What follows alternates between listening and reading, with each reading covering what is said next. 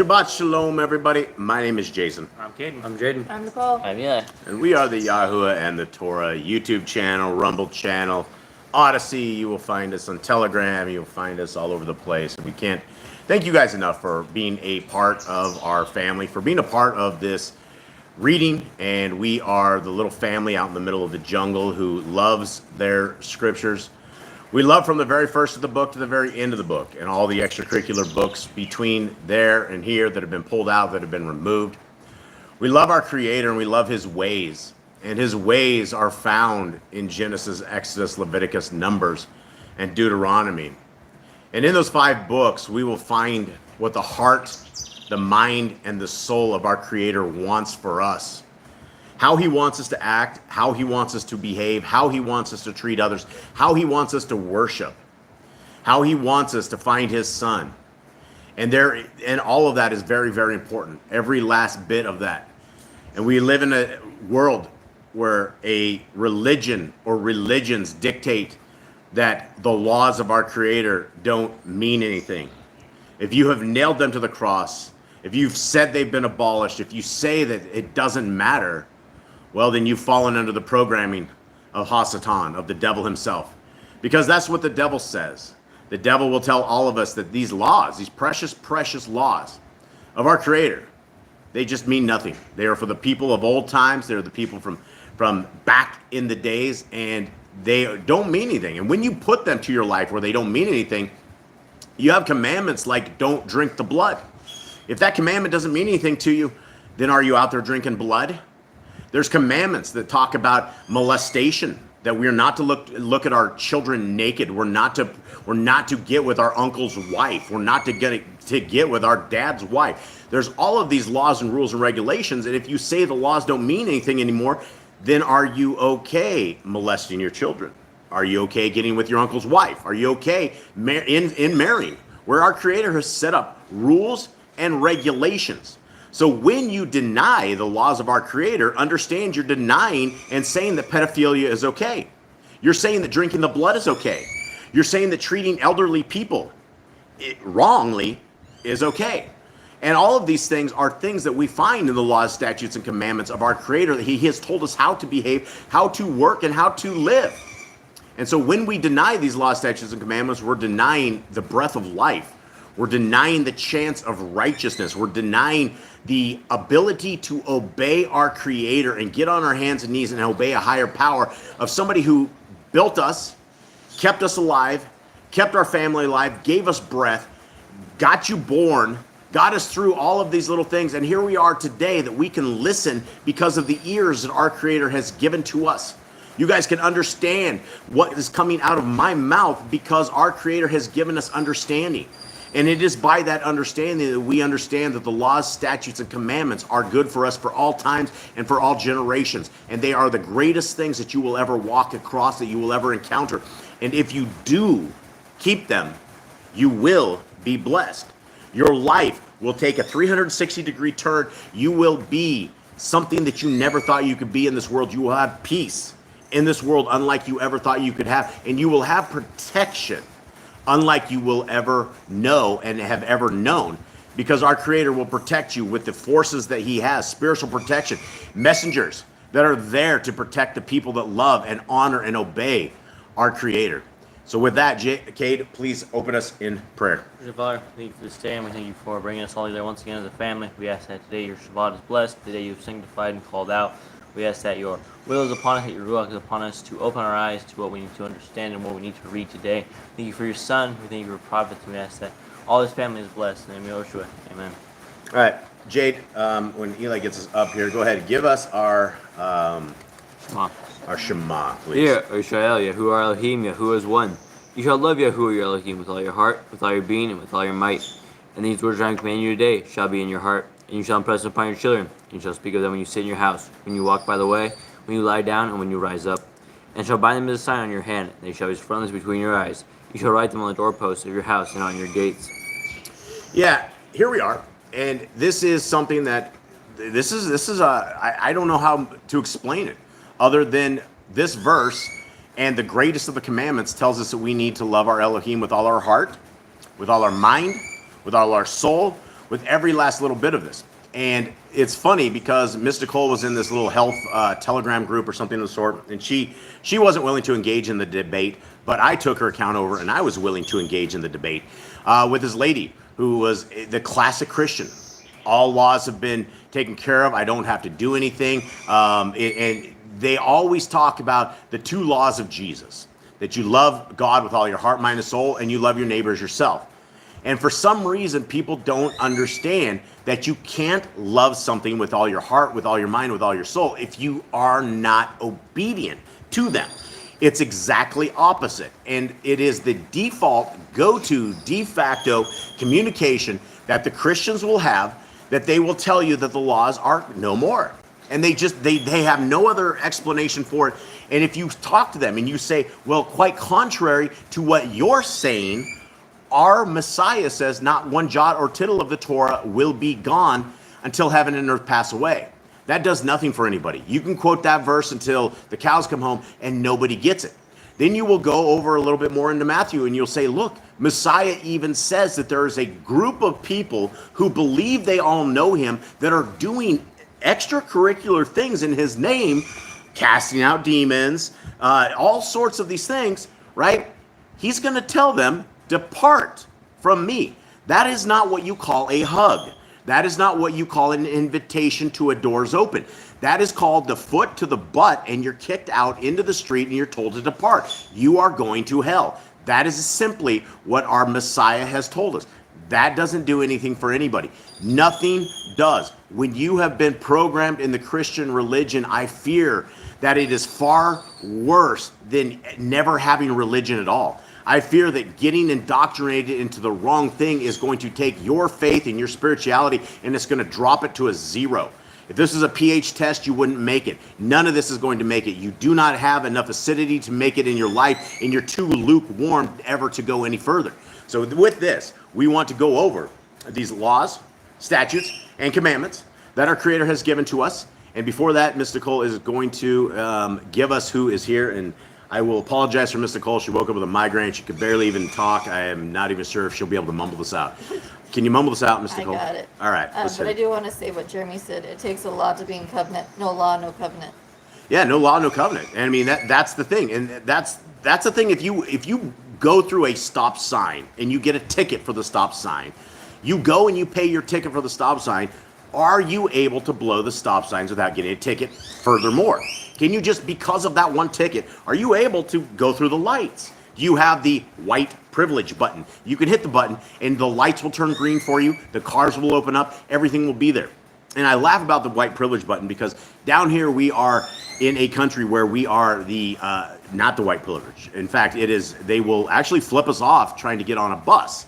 And they will let a couple people on the bus and they will shut the door and they will wave their fingers at our people. So yeah, down here we don't have that button. But with this, we don't need the button because we have a Torah.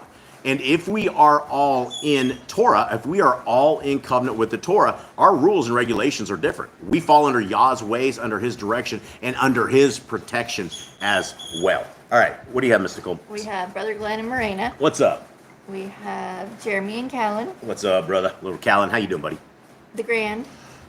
Grandma's here. What's up, Grand? Irma, Bonecat 1, Candy, Ruby, Sylvia, Sister Barb, Jeannie Not of This World, Lisa and Bear, and Brian, Honeymoon Stitch, Mama CA, and I think I got everybody. All right. Sorry if I missed anyone. All right. Well, thank you guys. Thank you everybody for being out there, for being a part of our little reading here. And we are going to do what we do every Shabbat, which is go through the laws, statutes, and commandments. And if you guys have any questions, anything at all that you want to put up there, please put this in the comments. And last week, after we got done with our reading, I kind of got up shaking my head at my, I guess, ignorance on the command with the fruits on the trees. You could read through scriptures over and over and over and over. And the one thing you probably should never do is get cocky. You probably shouldn't think that you got any of the answers or everything figured out, because when we go over things, and I didn't actually know this. I didn't know the 5-year thing. I had probably read it a zillion times, but it was 3 years for what the command that I knew. And last week we discussed this, which is why it is very good that we can all sit in our little circle here and all have our little conversations, because there's stuff that, I mean, we're just reading. We're not preachers. We're not pastors. We're not people out there. We don't take 10% of anything. We're just out here in a little middle of a jungle reading with all of you. And we hope that you guys envision a big table out here, because I envision a big table with all of you guys sitting around it. And that's what the big table's about. It's about communicating and talking and making sure that we have our game dialed in, so that we can all have our games dialed in and make sure that we're ready for this second Exodus. I want to add one more name, Jana. She says, I don't do chats. Well, we're glad you said hi. Hi, Jana. It's good. We appreciate everyone there. Much love to all of you guys out there. Okay, so let's start with our commandments, gentlemen. And again, if anybody has any questions or something doesn't make sense, this is the place that we pop this in there. Then we'll read through the command. We'll discuss this as a family and find out why or why not we think this should be in here. But these are the commandments that we have found in Scriptures that are for all of us today. Okay, here we go. Number 1, be fruitful. Number 2, multiply. Replenish the earth. Subdue it. Have dominion over the fish, fowl, and every living creature. The herb bearing and every tree is for food. Man and woman should build their own families. Master sin. Every clean moving thing that moves shall be food for you. Everything that lives. And do not eat the blood. To walk before me and be perfect. Guard Yahuwah's covenant, laws, statutes, and commandments. Teach every male shall be circumcised at 8 days old. Teach your children the commands and guard the way of Yahuwah. Remember Yahuwah's name for all generations. Keep the Passover. Keep the feast of unleavened bread, festival of Basada. There is one Torah for the stranger and one for the Hebrew. Sanctify all firstborn to Yahuwah. There are no mighty ones before Yahuwah. You shall not make graven images. Do not bring Yahuwah's name to naught. All right, let's talk about that real quick. Do not bring Yahuwah's name to naught. You know, we're living in a almost a pandemic of bringing our Creator's name to naught, and it is a real pandemic. Well, you know, one of the big things that everybody says is OMG, right? Everybody does it, and even though our Creator's name isn't God, it's a surtitle, you're still referencing something to Him. Now, people are using this OMG for absolutely everything. People have absolutely no idea what it's about. They have no idea the origins of it. The actual origins are out of Psalms. It comes from King David, where he says, oh my God. And he talks about this. But now we have taken this and we have corrupted it. And not only have we taken his name and moved it to naught, but we also take his son's name and we bring that to naught as well. And people will bring superlatives out of their name. And when you ask them, would you swear in your mother's name? Would you put her to it? Most people would say no, because it's disrespectful, it's rude. But yet we would take the creator of the universe and we take it to naught. Everybody swears, everybody puts that in there. And we have to understand that our creator is extremely important. Everything about him is very important. He is to be worshiped in all ways. When we are bringing things to naught and saying superlatives, even if it is OMG that you think is a 3-letter superlative, it doesn't mean anything. It absolutely means everything. And we need to align our lives and align our families and the things that we say. And if we've gotten in a habit of actually saying those 3 letters, which you hear people all the time, they're like, OM beep. And it is just like that. It is bringing our creator's name to naught. We need not to be saying his name if we're bringing it to naught. Right? If we have somehow decided we need to swear using a title or a name that people call his son, that's just wrong. And so we have to understand this is a commandment. And even those 3 little letters that you drop inside of cell phone communications and things like this, that's still bringing his name to naught. Okay. Jeannie says, what if we use the OMG for oh my gosh? You know, that's the thing is it has been branded over. If you say OMG, 99% of the people are going to say it means oh my, you know, and if it was his name, it'd be oh my Yahuwah. And I wouldn't say that at all. I mean, we are falling into the exact ways of the people, and it may mean something to us, but if you say OMG to 99% of the world, that is what it means. And so we should not be bringing it to naught. We should be, oh my goodness. And, you know, instead of OMG, why don't you just type out, oh my goodness or something. something a little different than this because we've really fallen into a bad time of this. Sister Barb says it was also used in Baal worship in the ancient times too. Yeah, all this stuff, man, is really, really, really pagan. And Jeannie, we did this too. I mean, we when we came out of, I guess, captivity or came into awakenment, we were doing all that stuff. You know, there's one thing that the Satanist guys do that I used to do all the time was what in sign language it's called "I love you," right? It's the two, you have your thumb up and you have your index finger and you have your pinky up. And all my life, I was trained to that this was "I love you." And so when we woke up, we soon found out that that's what the Satanists used for devil horns. And as you see people playing music and, you know, it's all of that enlightenment. And even though to me, it was always "I love you," if I'm out there flashing devil horns, just like the demons are doing, that's one big thing. And that's one thing I changed like nearly 10 years ago. And it was always, we'd flash "I love you" on the way in, way out. You know, you'd see it. We'd know that people are saying it. We don't do that anymore because the Satanists have overtaken it, which is really sad because they've overtaken a tremendous amount of things, including numerology and all these things. And okay, what else do we got? Anyone? Yeah, 7 times. Like Jeremy says, bringing his name to naught is taking it out over 7,000 times, right? Yahweh, right? They changed it to God. They've changed the name of our Messiah hundreds and hundreds of times. When you look at the history of it, you look at the 1611 KJV, it's different. Prior to that, it was different. Every man is putting their hands and their names into this stuff. And you will have the religion. I'm going to be real careful about this because, guys, I'm not attacking the J people. You have the religion of, do I say it? Judaism, that you can't say the name of Yah, right? When we first started battling some of these rabbis down here, we said Yahuwah's name. And they're like, don't say that. It's like, or something like that. Like they're clearing their throat and they don't want to say, they're like, whatever you do, don't say that name. That is our name of our Creator. That is his name, is what we need to worship. Everybody should know the name of our Creator, and everybody should not bring it to naught. And that's what our hopes and dreams are, is that people understand he has a name, he has a way. All right, anything else on the chat, Mystical?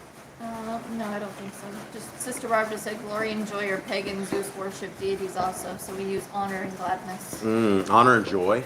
What are they? What'd you say? Joy and glory. Joy and glory are pagan Zeus worship deities also. All right, that's good to know. Sister Barb comes up with some really, really good stuff. Cough, Jimmy, cough. Okay, let's continue on with this, guys. 22. Keep the Sabbath, Shabbat day. Guys, this is why we are here. This is what we are doing. All right, it just said it reconnected. Hopefully we're reconnecting. I might have said the J word too much. All right, so but where was I going with that, guys? Keeping the Shabbat. The beginning of the covenant with our Creator is in Shabbats. And when people start in the Shabbats, then the rest of it can come into action. But there is it's just a process. All right, let's continue on with this. 23, boys. Honor your parents. Yes, honor your parents. That's a good one. Do not kill. Do not break wedlock. Do not steal. Do not make false accusations against your neighbor. Do not covet anything of your neighbors. Slow down, Turbo. Do not make an altar from rock laid to his touch. Do not go up the altar by the steps. If a man steals cattle, he shall restore it 5 times. And who is laws for criminals? Do not lie with beast. No sacrifice. Okay, so there we have Commandment 33. Do not lie with a beast. This is a very grim thing to even think about. But if you are those people that the laws are no more, what are you guys doing with the beasts, right? That's the dangerous place that we are in right here. That if you are good removing certain commands, well, what about this? Are you going to try to tell me that it's okay to lie with beasts of the field when we have a commandment that says not to, right? You cannot pick and choose these commandments. You cannot say, well, I like the 10 commandments, but only one of those I don't keep, which is I don't keep the Shabbat. The other ones, you can't pick and choose. All of these are extremely important, and this is why I will stop on a commandment like this, because to most normal people, this is abomination beyond an abomination. But obviously, there was enough of a problem with it that we have been told not to do it. It is part of our commandments. Not only that, we've been told 3 separate times not to lie with a beast. So you can't get rid of the commands. If you do, I don't know what to say, man. We're in some dangerous territory. Okay, 34. No sacrifice to other Elohim. Do not oppress the stranger, fatherless, or widow. Do not charge your brother interest. I had to stop with Sister Barb. She just said, I left a retirement job. Will you please take Leo over to the water, Caden? Please step up. Okay. She just said, read that off. Let's go. There it is. I just left a retirement job where their site clients were doing that. Yeah, that's wild, right? I mean, that's completely wild. As in the days of Noah, right? And this is what we knew that the sons of the Watchers, the sons and daughters of the Watchers, they were all into this, right? After the Watchers and those things came, there was no flesh left that wasn't somehow corrupted. And so, yeah, it's complete, just really, really some vile stuff right there. Okay, hit it, Sam. 35. 5, yeah. Do not oppress a stranger, fatherless, or widow. Do not charge your brother interest. To borrow your neighbor's raiment, return to him before sunset. Do not curse the ruler of your people. Do not eat what is torn of any beast. Do not no false report. Do not follow a multitude of evil. Do not judge unrighteously against the poor. I got to go back to the beast thing because I remember a couple years ago when we found out Canada actually had a law that allowed bestiality, and we could not figure that out. And so that is obviously a problem. When Sister Barb talks about her client stuff and like the people that she was at this call center for or whatever she was doing, these people exist, right? These people exist enough that Canada has a law allowing for this. And so this is why the laws of our Creator are extremely important, and they do trump the laws of the land regardless. So we need to follow the laws of Yah up to death to keep them versus the laws of man. Okay, do not judge unrighteously against the poor. Bring back your enemy's cattle if you find it going astray. Help the animals of your enemy. Stay away from rumors and gossipers. Okay, so Lisa, this is okay. This is not what we're talking about here. We're not talking about our pets on our beds. We're talking about the act of fornication with our animals, is what this is, and what that command is about. This has nothing to do with petting your dog, loving your dog, giving your dog kisses, anything like that. This is talking about a relationship with your animals, is what this is talking about. And so, no, having bear on the bed or any of this stuff, that's nothing like that. It's the fact that you go against the natural way of life is what that is. Okay, stay away from rumors and gossipers. Take no bribes. Do not oppress a stranger, love the stranger. Give your land rest in the 7th year. Do not mention any pagan names. Keep the feast of Yahuwah. Do not cure your goat in his mother's milk. Obey the messenger Yahuwah sends before you. Do not bow down to other Elohim. Serve Yahuwah. Make no covenant with other Elohim or outside of the land. Do not make use of anointing oil on an old person. Do not make use of perfume on an old person. Do not make use of perfume. I just said that. Oh wait. Do not eat the fat. Do what you say you're going to do. Return what is your neighbor's. Obey Yahuwah's dietary laws. Woman's time of separation. Obey Yahuwah's hygiene laws. Keep the day of atonement, Yom HaKippurim. Do not uncover the nakedness of your family. Do not take your woman's sister for wife. Do not lie with a woman in her uncleanness. You shall not sacrifice your children to Moloch. Do not be a sodomite. It's another one of those verses, right? Commandment 68. The laws of our Creator are no more. Oh, is that good? We can now sacrifice our children to Moloch? Because these are all part of the laws of our Creator. And one of them is we're not supposed to run our kids through to Moloch. So continuing on, I hope people understand that you can't pick and choose these commands. We cannot say we like this one or we don't like this one. They're all for us. There's one Torah for us, one Torah for the outsiders. It's all the exact same Torah. Okay, do not be a sodomite. Be Kodesh. Holy. Do not reap the corners of your field, or you shall not glean your vineyard. Do not deal falsely or defraud your neighbor. Do not lie or be a liar. Pay your workers for the day's wage they are due. Do not harm the disabled. Do not endanger your neighbor. Do not hate your brother. Rebuke your neighbor for his sin. Love your neighbor as yourself. Do not diverse your cattle. Do not mingle your seed. Do not mingle linen and wool. Do not lie with the taken woman. Do not eat the fruit of the trees for 3 years. Do not practice sorcery. Do not round your beard or the corners of your head. Do not cut yourself for the dead. All right, let's go. Hold on. Let's go to chat real quick. Where are we at? Jeannie, she has a question. 88. Okay, what is the question in there? What if your best friend's granddaughter is named after, excuse me, a pagan god? I see her often when she visits. Yeah, well, that's the thing is, I mean, lots of people are named after pagan gods. All those people in Paul all had people hanging out with him that were, what was his buddy's name? Paul? Paul's buddies. Apollos? Yeah, Apollos. We had Apollos. Was it Artemis? I can't remember. There's like lots and lots and lots of people named after pagan gods. Now, I don't think it's the person's fault that got named that. They certainly didn't pick their name on that. And just like Jeremy says, the days of the week and the months are all pagan. Yeah, everything, not even just that. I mean, everything around us is completely pagan. I don't think the kid or whatever would be. I don't think there's anything. I mean, I would probably call him his name. I mean, literally, if we're saying the weeks of the days of weeks, we are saying pagan names. I don't know any other way around this. So I don't. Let's see. Jeremy says, I think the context is don't say the name in a worship. So don't like worship those people. Yeah, if you name your kid like Moloch or something like that, and everybody's like worshiping him because his name is Moloch, that's a bad deal, right? That's what we wouldn't want to name. But a lot of people, I mean, especially English names, they're named after pagan stuff, and their parents did not know, or they did know, and I just don't see how it's the fault of the kid. But if she has a nickname that she likes, then if you're more comfortable calling her by Yeah, the maybe find a nickname or something that you can find her. It's Moloch, call him Mo or something. Mole. Okay, let's continue on. Here we go.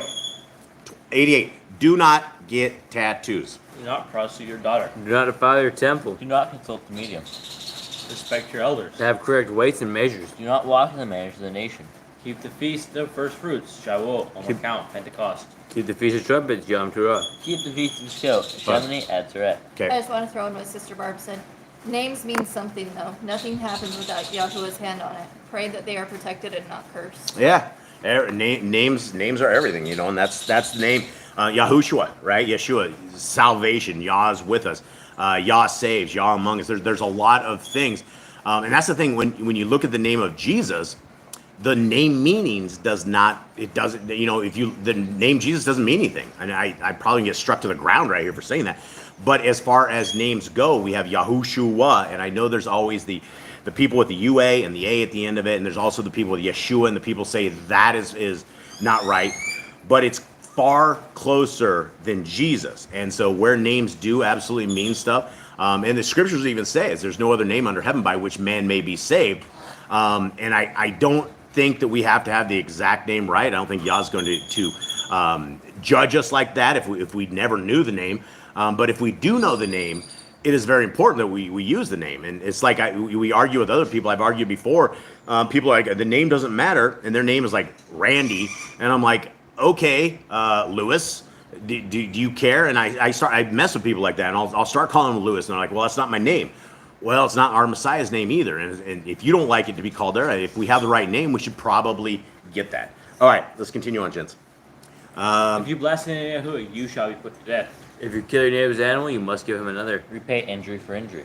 Honor the Yobel, the Jubilee year. Confess to Yahuwah and repay who have trespassed against. The Torah of being Nazir. The words easy on the four corners of your garments. The law of whoever touches a corpse. Follow Yahuwah's law of inheritance. Law of keeping your oath to Yahuwah. Do not add or take away from the word.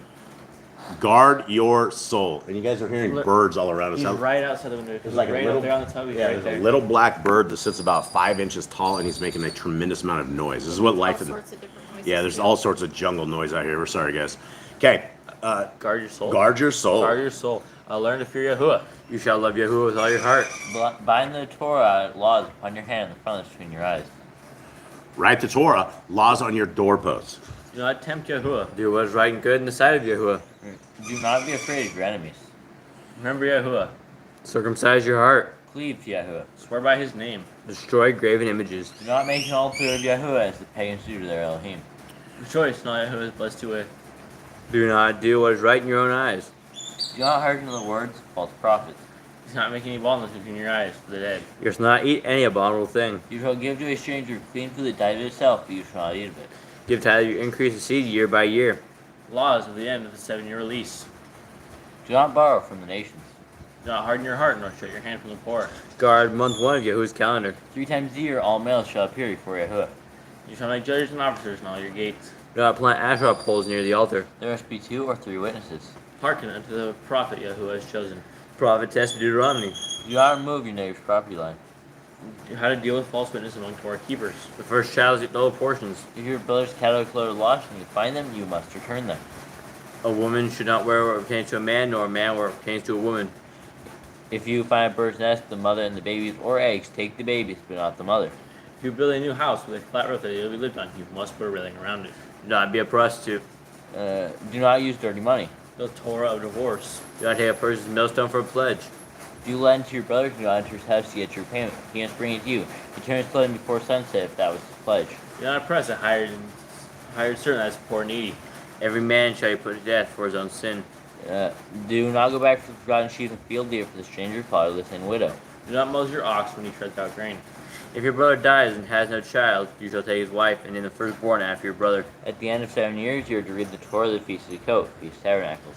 All right, so there we go, guys. This is the laws, statutes, and commandments of our Creator, and we are getting ready to go into our reading, our daily reading. You want to do the? We're going to go over the Ark of the Covenant Okay, first, right? so actually, yeah, we wanted to go over because we saw some stuff Brother Glenn had put on there regarding the Ark of the Covenant and how everything is completely messed up as far as what it should look like. So we went and grabbed some pictures of it, and then we're gonna look over this and kind of just look at the pictures versus what is the versus what actually is described in Scriptures.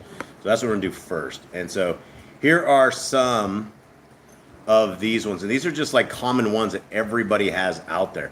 Now let's go read real quick what the Ark actually is, because I think they all have the poles are way too high. I think the ones with the wood, the poles at the bottom of it, I think are the proper thing. Okay, where are we at, Eli, on this? It should be on verse 10 is where Okay. it starts. Okay, so we're going to read this real quick and just kind of look over this, then we're going to actually get into our main reading. And there should make an ark of acacia wood 2.5 amma long and an amma and a half wide, and an amma and a half high. Okay, so we're talking, Jade, our ammas are 18 inches, right, guys? Yeah. 17.5. 7.5. 17.5. Yep. Okay. We always listen to your comments, Brother Glenn. We have a lot of stuff going on here. I don't always get to answer them, but I always do. And so let's continue on this. You're our wise old owl, Brother Glenn. There would be no other reason. We love you, brother. So here we are. 10. Okay, so we have 18 and a half, 17. We have 17 and a half on this thing. And you shall overlay it with clean gold. Inside and outside you shall overlay it, and you shall make on it a molding of gold all around. And you shall cast 4 rings of gold for it, and put them in its 4 corners, 2 rings on one side and 2 rings on the other side. And you shall make poles of acacia wood and overlay them with gold, and shall put the poles into the rings on the sides of the ark to lift them up by the ark. The poles are in the rings of the ark; they are not taken from it. Okay, that's something very important, right? The poles are in the rings of the ark; they are not taken from it. So, based upon that right there, I think I don't think the poles ever come off. Yeah, I think they're always in it. Okay, so based upon this, let's take a look. Also, 18, and you shall make 2 cherubim. This is what Brother Glenn was talking about. The messengers they have on the top of them are the wrong ones. Let's listen up on this. And you shall make 2 cherubim of gold. Make them of beaten work at the 2 ends of the lid of atonement, and make 1 cherub at one end and the other cherub at the other end. Make the cherubim from the lid of atonement at its 2 ends. So at the very ends is where we should see these cherubim. And the cherubim shall be spreading out their wings above, covering the lid of atonement with their wings, with their faces toward each other, the faces of the cherubim toward the lid of atonement. Okay, so the wings should be completely, to get the correct thing, it should be completely covering the lid of atonement. Okay, and you shall put the lid of atonement on top of the ark, and put into the ark the witness which I give you. Okay, now let's just take what we have right here, and let's go look at these pictures of this and see if any of the pictures of what we see match anything of what we just read. So this one right here, this would not match this, right? Because there's no poles. The poles is supposed to be stayed in there. And the question is, are the poles up top like right here, or are they at the bottom? And I think the pictures, what do you got? I think at the bottom it would be able to support more of the weight. And you wouldn't have to have very tall guys. Yeah, structurally it'd be very rough to carry something up so high like that where all the weight's at the bottom. But the guys that are lifting this thing up have got to be buffed. Yeah, because this was hundreds of pounds. It's only 4 people. Yeah, there's 4 people on this thing. All right, So let's it's like continue on. four- Strongest Levites. I honestly think the poles are too short. This cherubim doesn't have any clothes on. Let's see. Yeah, I don't know. Okay, so let's take a look at this. Does this one match this thing? Definitely not. There's no way they could carry that. How do you The know? poles are really short. And the I poles- think the- the image is cropped a bit. Yeah, those images are corrupt. No, Um, cropped. Cropped? Cropped. That image I think is cropped. I think the poles are longer. No? Like That's shortened it all corrupted. up. I don't think those things. All right, so let's go back over here. Now, this one has them look at the ark. How did they have them? They have them with the small end, right? So this picture, we have no idea. Could it be right here? We don't know from the description if the poles are on the side like this, That seems weird though. or if the poles are like right here, something like this. Brother Glenn says the poles are always stay in the rings. Yeah. So the ark will never be touched. Right. Okay, so I don't know. We're just going over this, guys. We don't know. This is a possibility, possibly like right here. Would be bowed over completely. Ron White said he found it. I don't know who Ron White is. Okay. Yeah, so the question, I guess, is the rings, are they like this, guys, on the side? Or are they like this one where they go toward the whole thing? It's interesting because I think it would be something like, I think it's like this, would be my guess. It's only a guess, but we don't have much more of a description of this. So other than that, yeah, it would be very top heavy. The whole thing would be heavy. But So wouldn't that be harder to carry it from the bottom because it would like we're only talking like how many inches on this? We're talking like 18 inches, right? It's not humongous.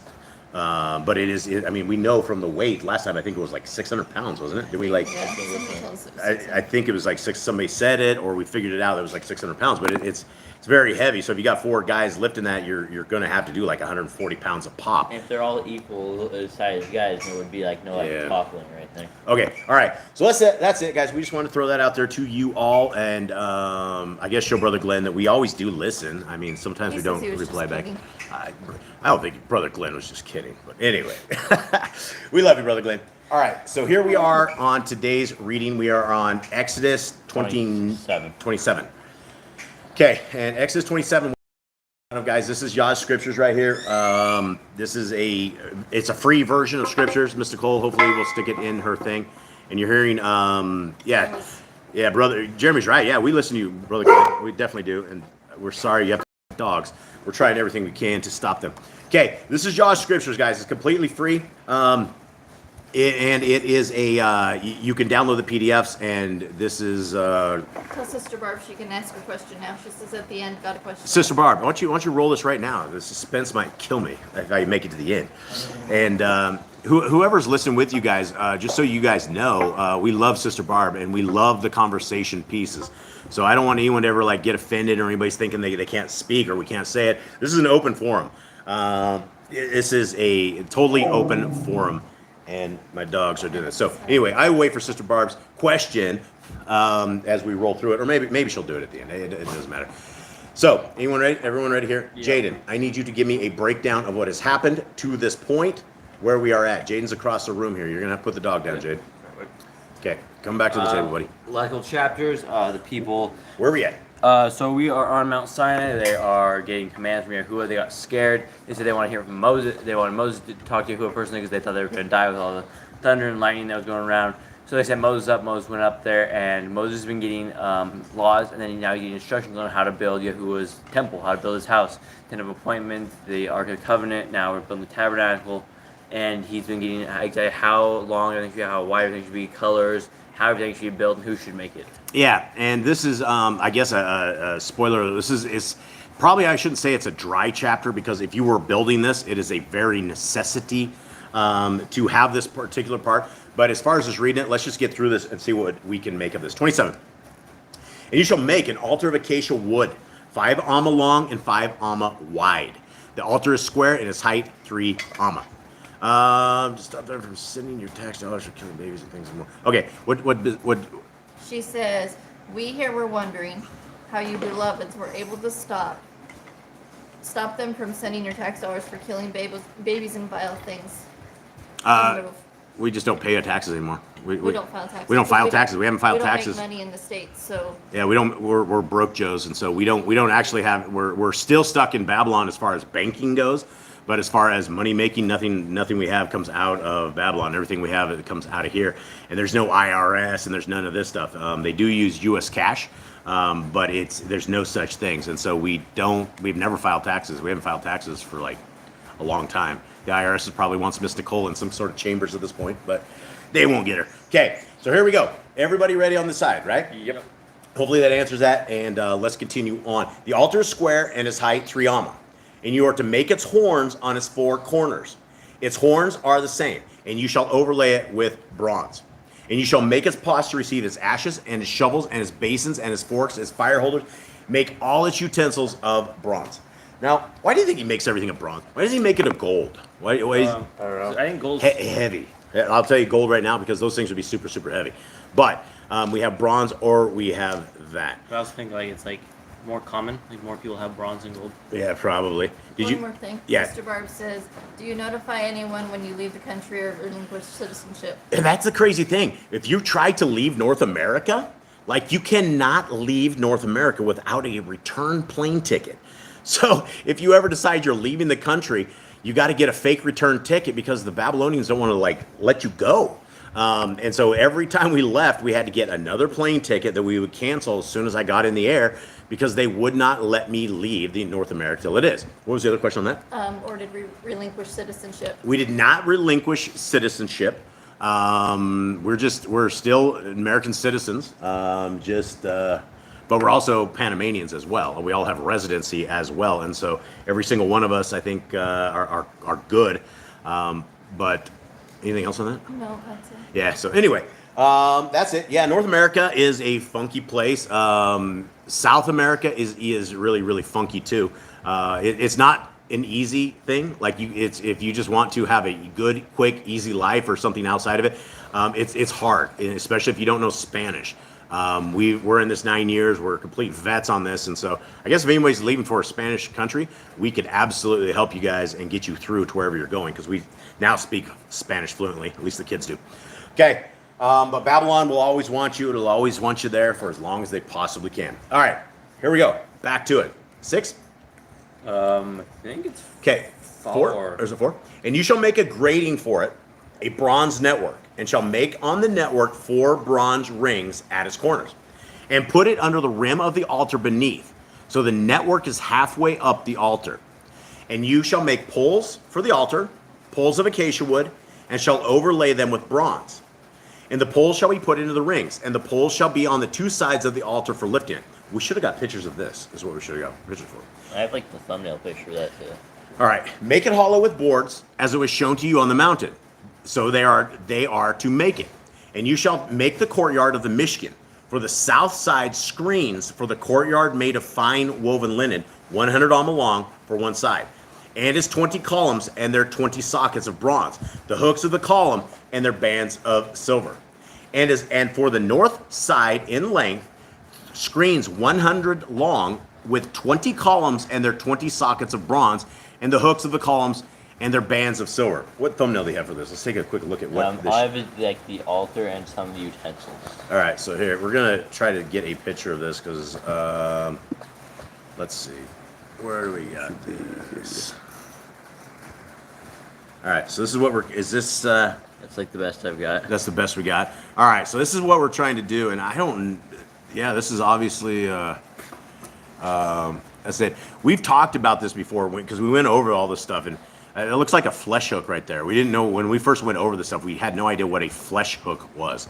It's a large fork. A really large fork. All right, so let's continue on back with our reading. That's kind of what we're trying to describe right here, and I don't know if this is legit for what we're reading here. Okay, where are we at, boys? We are on, I believe, 12. Okay, 12. And the width of the courtyard on the west side, screens of 50 amma with their 10 columns and their 10 sockets. And the width of the courtyard on the east side, 50 amma. And the screens on one side of the gate, 15 amma with their 3 columns and their 3 sockets. And on the other side, screens of 15 with their 3 columns and their 3 sockets. And for the gate of the courtyard, a covering, 20 amma long, of blue and purple and scarlet and fine woven linen, made by a weaver, 4 columns and 4 sockets. And there's Yah's favorite colors. Like if you had to take a guess at what Yah's favorite colors are, it's going to be something of this. And as a colorblind person, I could tell you that these kind of all look the same to me. But obviously they're different shades of blues, right? Is that what we're doing? To a darkness? Scarlet, almost to a red, right? Red. They blue, purple, and red. Blue, purple, and red. I'll throw gold in there too. The overlay is almost everything in gold. So. Except this thing. This is all in brass. Except for this, but everything else pretty much goes in gold. Okay. Nice. Okay. 17. Yeah, I think so. Yeah, you're in 17. All the columns around the courtyard have bands of silver. Their hooks, silver, and their sockets, bronze. The length of the courtyard is 100 amma, and the width 50 by 50. and the height 5 𐤄𐄇, woven of fine linen thread, and its sockets of bronze. All the utensils of the Mishkan for its service, all its pegs and all the pegs of the courtyard are bronze. And you are to command the children of Israel to bring you clear oil of pressed olives for the light, to cause the lamp to burn continually. In the tent of appointment, outside the veil, which is before the witness, Aaron and his sons are to tend it from evening until morning before Yahuwah, a law forever to their generations from the children of Yisrael. So we see why we always have, why people always bring like it's a little hint of oil or whatever, just for the lamps, right? So it's not, I mean, they probably use it for cooking too, but Well, it's for lamps. that's the crazy thing about religion, right? You can call it whatever you want. You can say they're completely misled.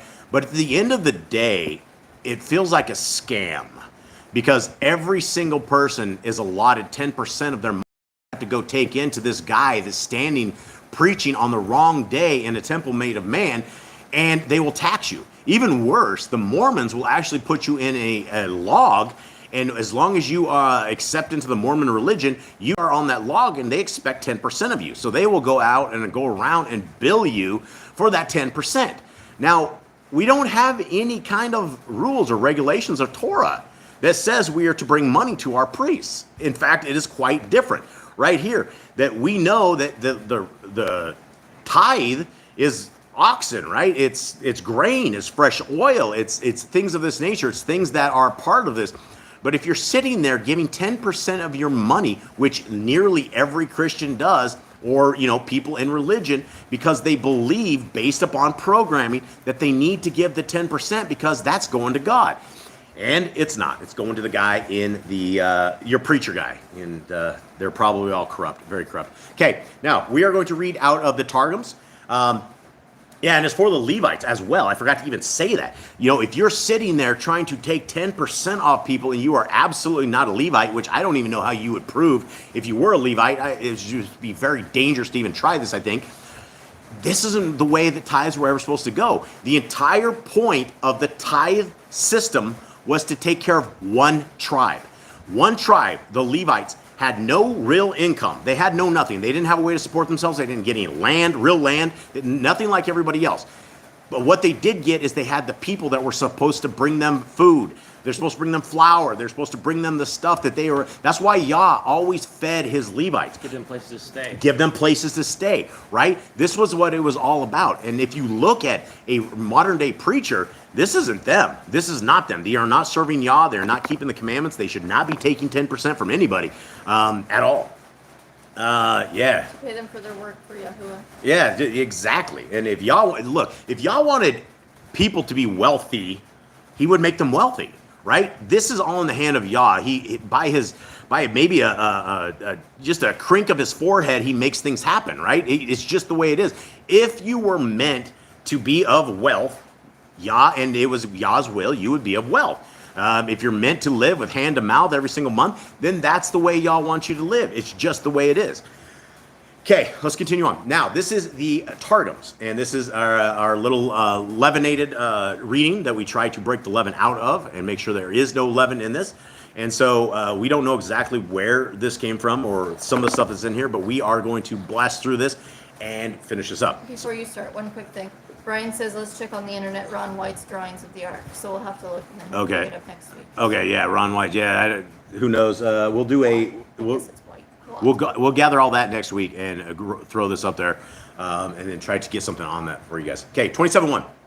And you shall make the altar of woods of sitta, 5 cubits the length, and 5 cubits the breadth. Square shall be the altar, and its height 3 cubits. So, what does 27:1 say on yours?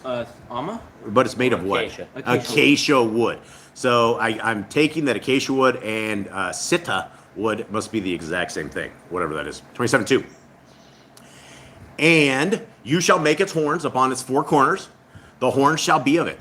They shall rise upward, and you shall cover it with brass. And you shall make its pots to carry away its ashes, and its shovel, and its basins, and its thuribles. All its vessels you shall make of brass.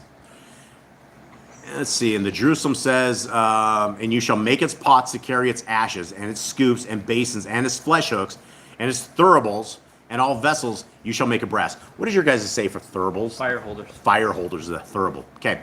27:4. And you shall make for it a grate of network of brass, and upon the network 4 brass rings upon its 4 corners. And you shall place it under the surroundings of the altar. Beneath that, the network may be to the middle of the altar, that if any fragment of or fiery coal fall from the altar, it may fall upon the grate and not touch the ground, and that the priest may take it from the grate and replace it upon the altar. Okay, 27:5 doesn't say anything like that, does it? That seems like a really long verse. What's 27:5 say? It says, and you shall put it under the rim of a rim of the altar beneath, so the network is halfway up the altar. Okay, so it doesn't say anything in the last piece that if any fragment or fiery coal fall from the altar, it may fall upon the grate. Does that make sense? This little part, this little thing. I mean, they put a little mesh down there. I don't think Yah. catcher? Yeah, I don't think Yah would want his like things flying out of there. I think that might be a interesting thing. Okay, believe they got it from Lebanon. I'm just reading the comments, guys. The Okay. acacia wood. Yeah, 27:6. And you shall make staves of sittim woods, and overlay them with brass. And you shall place the staves within the rings, and the staves shall be on the 2 sides of the altar, in carrying the altar. Well, interesting. The acacia wood is a pest resistance. It's pest resistant. We need some of that. Where can we get some? Will it stop the jungles? We need this immediately. Yes, immediately. Clothe me in acacia wood. Okay, 27:8. Hollow with boards filled with dust shall you make it, according to that showed you in the mountains, so shall they make it. Hold on. It doesn't say anything like that. What's yours 27:8 say? It says, make a hollow with boards, and it was shown to you on the mountain, so they are to make it. Okay, it doesn't say filled with dust? Nope. What do you mean filled with dust? What does this mean? Doesn't say either in 7 or 9. So hollow boards filled with dust is this version of it. Why would they have hollow boards filled with dust? I don't know. It feels like the. What is that dirt? You think No. you think that what they're saying? It feels like the one where it's like the Sawdust? sawdust they make the boards. Huh. Like what is that? It's interesting. Well, Plywood. basically, this is what you call leaven because we don't know the boards are filled with dust. So all we can do is speculate on if this is correct or not. So we don't know. 27:9. And you shall make the court. We should make the court of tabernacle. For the southern side shall be hangings of fine linen twine, 100 cubits the length for one side, and its pillars 20, and their foundations 20 of brass. The look of the pillars and their rods of silver. And so for the northern side, for length, the hangings 100 cubits long, and their pillars 20, and their foundations 20 of brass, the hooks of the pillars and their rods of silver. And for the breadth of the court on the western side, the hangings shall be 50 cubits, their columns 10, and their foundations 10. And for the breadth of the eastern side, eastward 50 cubits, and 15 cubits the hangings of the side, their pillars 3, and the foundations, and their foundations 3. They have a typo in there. 27:15. And on the second side, 15 curtains, their pillars there, their pillars 3, and their bases 3. Okay, sorry, I was just making sure my wording is good. 27:16. And for the door of the court shall be a veil of 10 cubits of hyacinth and purple and crimson, and fine linen twined of embroidered work, their pillars 4, and their foundations 4. All the pillars of the court round about shall be united with silver rods, their hooks of silver, and their foundations of brass. The length of the court 100 cubits, and the breadth 50 on the west and 50 on the east, and the height 5 cubits of fine linen twined, and their foundations of brass. All the vessels of the tabernacle in its service, and all the pins of the court around of brass. Anyone? Brass? Brass when we're dealing with fire, when we're dealing with stuff, you can burn it. You can you can cling this stuff really, really well. Like we know of in Torah that if something dead touches an earthen vessel, right, something unclean, you have to break the earthen vessel. As where this stuff with brass, you're able to cling it properly, probably with fire as well. You heat it up. Yeah, fire and get all that stuff off. Okay, so 27:20. And you shall instruct the sons of Yashrael to bring the pure olive oil, beaten, for illumination, that the lamps may burn continually. And like we've discussed, right, this was the tithe, right? You'll instruct the sons of Yashrael to bring the pure olive oil, beaten. So somebody's out there making sure that the Levites had lights, right? I mean, this is all part of like, how do we take care of the Levites? And this is it. Okay, 27:21. In the tabernacle of the covenant, without the veil that is before the testimony, Aaron and his son shall set in order from evening until morning before Yahuwah, an everlasting statute to your generations of the house of Yashrael. Okay, there we go. That, I think, has taken us out of this reading, and we are done. I want to go back to Sister Barb when she was talking about tax slaves. Okay, hold on, before you do that. All right, Irma says, is it brass or bronze? What did it say? It said bronze and ours and brass in this one. Oh, it said brass, or I don't know. Yeah, Sefer also says brass. It says brass. Sefer, yeah. I don't know how much different that is. I don't know the difference between bronze or brass.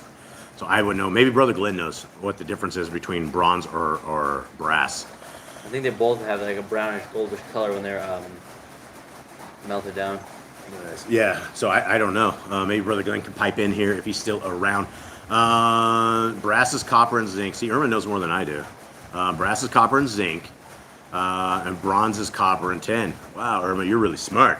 Bronze is worth more. Okay, yeah, so I do not know. Irma brought something cool to the table.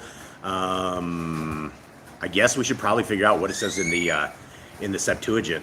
That's what I would go with. Is I don't have a Septuagint right here available, but what it says in the Septuagint is probably what I would go with. Anyone have Septuagint here? Nothing. No, I don't. Mom, you have it? Hold on. Okay. I'm gonna open it up. It just comes from high but take baking soda. Okay, so let's go back, and let's finish off this thing because I saw the thing that Sister Barb said about taxation and being a tax slave in North America, and that is one of the main reasons that we did leave North America is because of that. I've always said, and I believe that taxation is complete theft because there is no rules on the board. There's nothing in anywhere that says you have to pay taxes in. It just doesn't. It's not in our Constitution. There's some amendments, various things, but the people that fight the IRS, the people that really know their stuff, never end up paying taxes. So I know several people in the U.S. that have never paid taxes for like 15 years, and they have normal jobs, they have normal all this stuff. And so it would be like finding one of these guys, finding out exactly how not to get extorted for your tax money. But there's just no laws of the land that say you have to pay this. It's voluntary. We voluntarily pay our money, and you can fight it. And those who are not, you don't know the laws of the land enough, the IRS will take you to school. But I have definitely seen that people do not have to pay taxes if they have it figured out and they follow the rules of the land. And So- also, Jeremy said something about the Darien Gap, and I just want to say the news makes it look 10 times worse than it really is. All right, so if you didn't hear that, Mr. Cole says something about what is it? Darien Gap. The Darien Gap. And so that's what we heard all when we left the U.S. In fact, I think part of the predictive programming is that they tell everybody in the U.S. how dangerous it is everywhere else. They tell you about these really scary cartels, and I will be the first to tell you, I think the cartels are the good people. When you look at the various things in Mexico did really well through the whole 2020 thing, and everybody did very, very good. So it's not dangerous like everybody says, although I think we had the hand of Yah completely guiding us on all of this. So maybe for people out of covenant, it might be a little more dangerous. For us, Yah completely got us through all of this, and we never really saw too much crazy stuff on our trek. And had we had good maps and a little understanding of the land, I think we would have gone much easier than we did. So with that, guys, we are going to end this. Jade, will you please bless our brothers and sisters? Yahuwah bless you and guard you. Yahuwah make his face shine upon you and be gracious unto you. Yahuwah lift up his countenance upon you and give you peace. They shall put my name upon the children of Israel, and I will bless them. Yeah. Okay, guys. Yeah, and I love, again, we made it through without YouTube kicking our stream off. We made it through without the chat going away, because usually they lose a chat and I don't get to see anything. So I'm happy about this. With that, guys, I think we're going to say goodbye. We love you guys very, very much. Our dogs are already spooling up, so we will get ready to rock and roll, and we are out. We love you. All right.